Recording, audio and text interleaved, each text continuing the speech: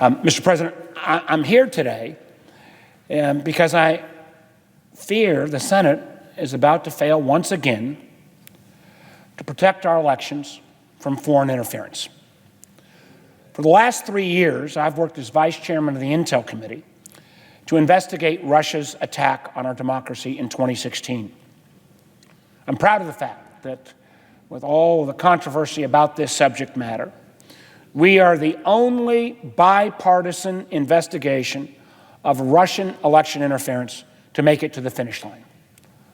Our 5th volume of our report is at the ODNI right now for declassification. Any member of the public can read the first 4 volumes of declassified conclusions, and any member of this body can read additional classified materials. Our report offers a stark warning of Russia's intent to interfere in future U.S. elections and a clear roadmap for how to defend our democracy from Russia or any other adversaries copying their playbook. Unfortunately, the White House and the leadership on the majority side of the United States Senate seem to be the only ones not taking this threat seriously. Since 2016, this body has failed to vote on a single piece of standalone election security legislation. So, 4 times in the last year, I've come to the floor in an attempt to pass my bipartisan election security legislation known as the FIRE Act by unanimous consent. And each time, these efforts were blocked by my Republican colleagues. Of course, when they blocked it, they got, I think, what they were looking for. They earned applause from the president on Twitter. In a different time, with a different president, this bill wouldn't be controversial at all. It would simply say to all presidential campaigns going forward, if a foreign power reaches out to your campaign offering assistance or offering dirt on a political opponent, the appropriate response is not to say thank you. The appropriate response is call the FBI. What a sad statement about partisan politics in our country when we can't even agree on that. Can't even agree that there ought to be a duty to report an offer of foreign assistance in a presidential campaign. Mr. President, I introduced this legislation months before the facts came to light about the president pressuring Ukraine into announcing politically motivated investigations into the Bidens. Now, I'm not here to rehash the impeachment trial, but I do want to note one thing. A number of my Republican colleagues justified their votes by saying that while not impeachable, it was wrong for the president to solicit foreign interference in our elections. I take my colleagues across the aisle at their word that they believe foreign interference has no place in our elections. But at some point, you got to put your money where your mouth is. We know the president tried to trade election favors with Ukraine. And according to the new book from John Bolton, the president tried to trade political favors with Xi Jinping during trade negotiations. Maybe that happened, maybe it didn't.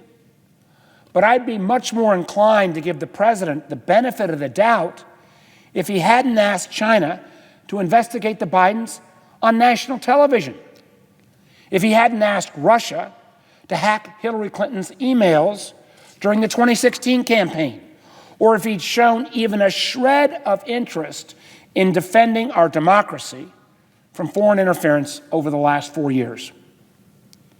Mr. President, we are under attack from adversaries who see this new area of cyber warfare and disinformation as a golden opportunity to undermine American democracy. We cannot afford to have a system that allows presidential candidates to welcome this interference with open arms. If we can't trust the President of the United States and his campaign to do the right thing and report foreign interference, then we need to require it by law. I've spent over a year inviting my colleagues across the aisle to work with us on this already, and I point out already, bipartisan legislation. I've tried to answer every objection and work through the right channels to get this legislation to the floor as the part of the NDAA. So what do?